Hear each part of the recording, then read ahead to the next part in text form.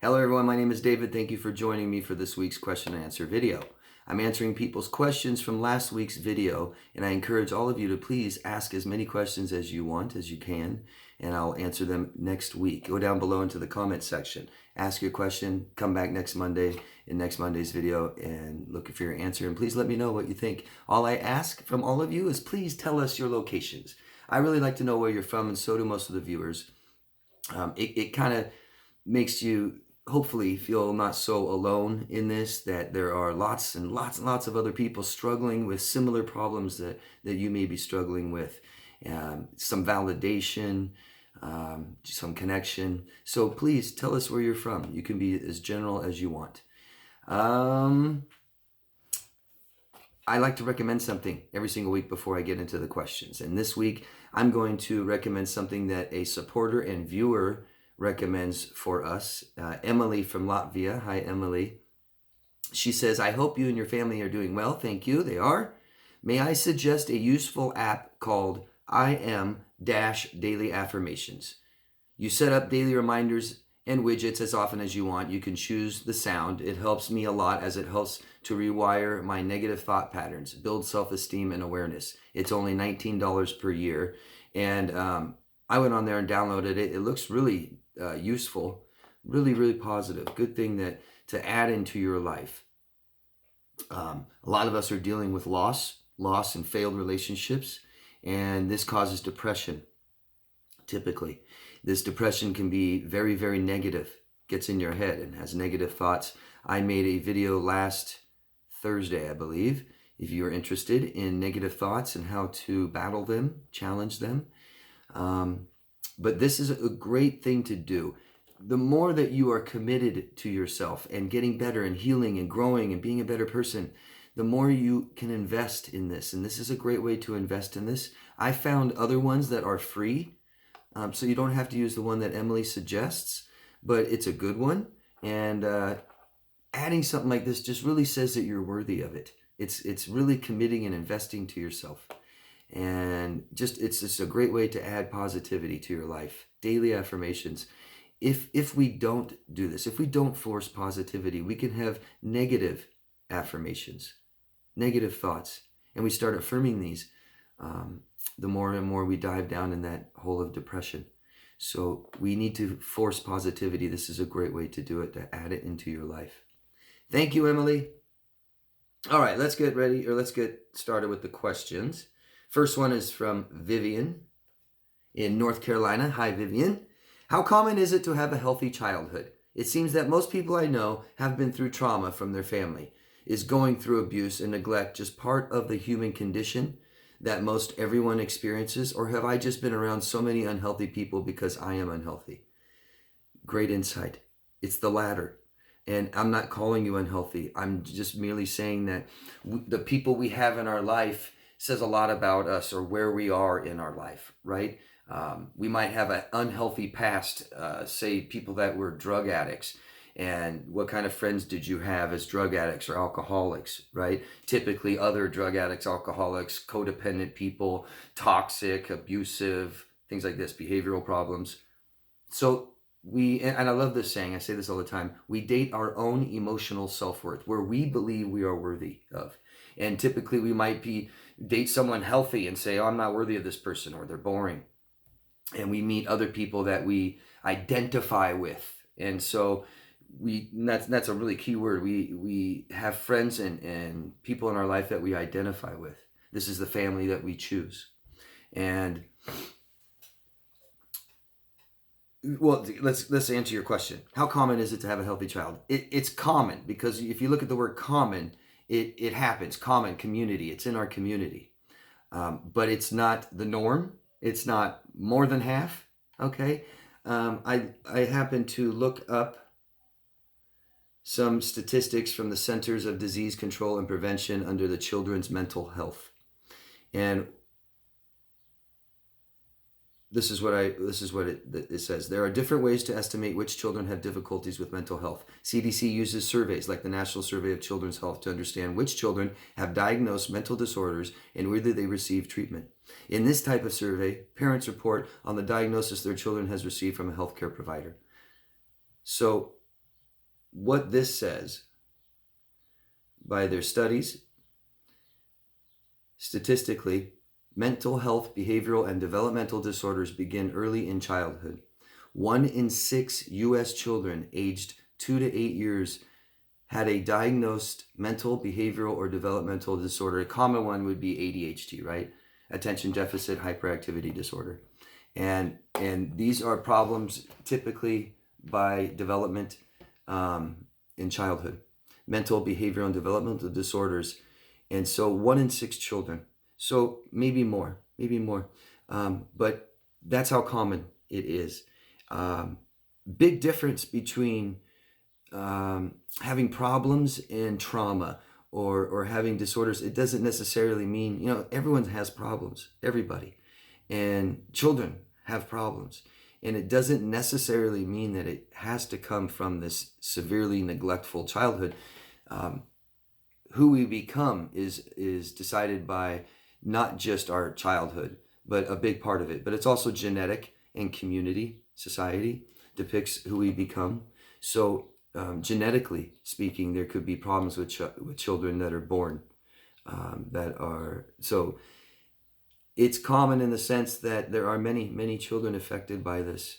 But when you find yourself surrounded by, your friends and the people you date are very neglected in childhood, have lots of developmental disorders such as personality disorders, then there's the common denominator isn't everyone else, right? And so, it's extremely common. It's almost everyone that comes and sees me. And they have these dysfunctional, unhealthy, traumatic relationships. And one of the first things we start doing is going and evaluating all your current relationships, because a lot of the people that come to me have stress disorders, and the biggest stress is relationships. And so for me to help people with these problems, we need to maintain our relationships, our current ones. And so we evaluate these and want to know if it's adding any stress.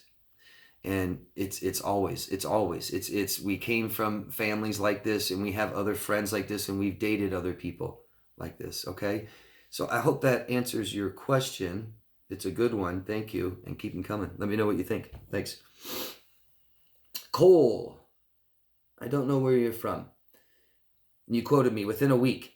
And this, my last video, I was talking about how people with personality disorders, cluster B, tend to find somebody else within a week, within a day.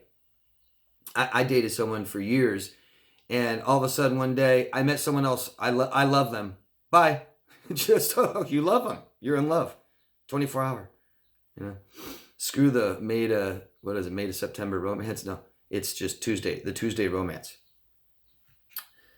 My ex was with a new man she met on Instagram within 14 days of me going on a trip. 30 days later, she had split out on her lease, packed her stuff up in a U-Haul, and moved states to be with him.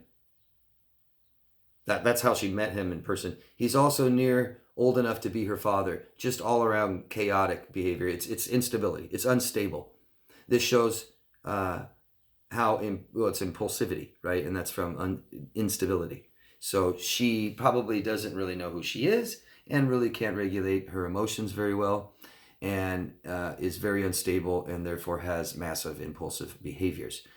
I'm glad she's not your problem anymore. It's too bad she's someone else's problem now. And you said old enough to be her father. Well, it doesn't even have to be old enough. She probably parentifies everybody. So she parentified you, and now she found a new daddy to take care of her and be responsible for all her problems and headaches and stress. Yep. Thanks for the comment, Cole. Let us know where you are next time. Thanks. And C from Colorado. Just letting you know I'm listening and learning. I'm still in the middle, but slowly healing. Thank you for your informative videos. You are welcome. Thank you for saying that. I just like to read comments like this sometimes, just kind of inspire you guys. Like I said earlier, a lot of us have stress disorders. cptsd was deemed incurable. I just looked it up the other day. It still says incurable. And that's BS. It's not true. It's not true. Not just me. I haven't done it, but I've helped others do it, and I've watched other people do it, and we do we are cured from this. It's a stress disorder. We eliminate the stress and learn how to manage and navigate our own lives so they're not stressful anymore. But thank you for the comment. Hi, Marie from Bay Area, California. Thank you. Thank you for your videos. You are so very helpful and appreciated. Thank you, Marie. All right, here's a big one. Hot Pocket Mountain Dew from San Diego. How do you leave a deeply ingrained family situation where your only options are to stay or leave? And if you leave, your only option is to go homeless because your family has drained you financially and burned all of your bridges. So, how do you gain the courage to face and take on being homeless? How do you overcome homelessness since rent and roommates, at least in California, require proof you earn 3 times the cost of rent to qualify? Such as, how do you survive the experience, and how do you actually overcome that and escape being homeless once you finally escape the influence of your hometown? Or do you know of any other options, since men have relatively zero resources in situations where they are abused? I am deeply sorry that you're in this situation, that you feel this way. Just going by what you say, it sounds like you feel hopeless and helpless and have nowhere to go, no resources, like you say, and it's awful, and I'm really, really sorry. That couldn't be more stressful, huh? So, I don't know you. I'm thinking your family caused this, okay? And you don't know how to protect yourself. And you obviously have major boundary problems. And that's a measure of your self-worth. Besides your financial problems, job, homeless, stuff like this, the root is emotional. That is the problem, okay? These are symptoms. Financial problems, maintaining jobs, maintaining your home, living area, stuff like this. This is instability, okay? And this is emotional problems. Fix this, and you won't have these problems anymore, okay? If you don't fix that emotional problem deep inside here, and you try to do these little things out here and fix these little symptoms that I call them, right? You're putting Band-Aids on big wounds, okay? It's like you have I don't want to say the V word, right? You have a cold, right? And instead, or let's say a virus, and you're just, taking some cold or some medicine for your runny nose, and you take a headache you're just curing some symptoms, but not the actual problem, okay? Let's try to not be homeless. That is an amazingly hard thing to come out of once you're homeless. Okay, it's going to be very difficult to get work and maintain your life. It's going to be impossible. We need a job. I don't know if your job isn't, if you're saying that your job you can't afford living where you're at because you don't make enough money or you don't have a job. I would strongly recommend considering living somewhere else. So I would come up with a goal and a plan. And since you obviously can't do this yourself, you haven't been able to, and you're struggling, which is okay. All of us don't know how to do everything, and we all need help in our lives. I think the biggest thing you could do is hire somebody to help you. And if you have a job, maybe you have insurance to do this. Maybe the first thing is to get a job, then hire somebody for a little while, come up with a plan to get out of here. But you're going to have some help with your family. I'm guessing taking your money, if that's what's going on, if financial exploitation and abuse is happening in your home with your family, and that's why you can't get out. Very common, extremely common. I don't want you to be homeless. I don't think that's a good plan. And the worse we are, the more we black and white think, and we think it has to be this or this. We have to stay at home and be abused, or we have to go out, leave, and be homeless. And I can't believe that that's all your options, black or white. If we can stay at home and someone help you navigate and keep your family at bay, have some boundaries, that might help you be able to save some money and move and get out. I would also highly consider a different area. You wouldn't be running from your problems. This is financial and emotional, meaning you can't emotionally maintain staying at this house. You have to leave, period. And financially, you may not be able to afford living in that area. Maybe going further away to a different area will help both problems, at least a beginning. Where you're in a totally different area, this helps our brain, where brain starts looking, when we change our scenery more in our environment, our brain kind of forgets the old stuff and starts looking for new dangers. Forget about the old dangers. That could really help you, but we got to fix this, okay? We got to fix how we feel about ourselves. People are going to treat you the way that you feel about yourself, unfortunately. And your family has caused it sounds like bad depression and anxiety. And we need to get away from them and start healing and discovering yourself and forming your authentic self to give yourself what you need and want. I would strongly suggest you find a way to stay in that house long enough to leave so you can have a home to go to instead of be homeless, okay? I'm very, very sorry for your situation. It's very sad and stressful. People that come see me, I recommend all kinds of supplements to take, all kinds of things you can do, ways to be around toxic people until you get out. There's things called like gray rock, right? Where we don't interact with them anymore. We don't dive into anything. We barely answer their questions and we don't ask them any questions. And you just stay really focused on your plan and you do something every single day to get you closer to that.